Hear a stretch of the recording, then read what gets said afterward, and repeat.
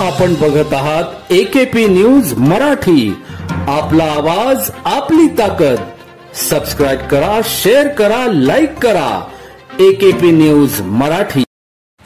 नाशिक जिल्ह्यातील इगतपुरी तालुक्यातील घोटी येथे मंगळवारी पहाटे भीषण आगीत 2 दुकाने जळून खाक झाली. सुदैवाने यात जीवितहानी झाली नाही.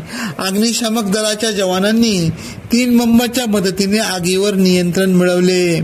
घोटीतील गल्ली क्रमांक 14 येथे कृष्णा भागडे यांचे चप्पल दुकान आहे. तेथे पहाटे 4 वाजेच्या सुमारास शॉर्ट सर्किटमुळे अचानक आग लागली. ती आग काही वेळातच पाठीमागील इमारतीतील भरत सुराणा यांच्या कोमल एजन्सी या जनरल स्टोरापर्यंत पोहोचली. आगीची तीव्रता लक्षात घेऊन घोटी पोलिसांनी तातडीने 3 मजली इमारतीमधील रहिवाशांना बाहेर सुरक्षित स्थानी हलवले.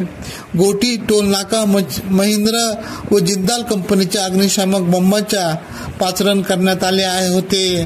4 मिक्सिंगच्या मदतीने 2 तासात आगीवर नियंत्रण मिळवण्यात यश आले. मात्र तोपर्यंत दोन्ही दुकानामधील साहित्य जळून मोठ्या प्रमाणावर नुकसान झाले होते. AKP न्यूज साठी भागीरथ आतकरी, इगतपुरी, नाशिक.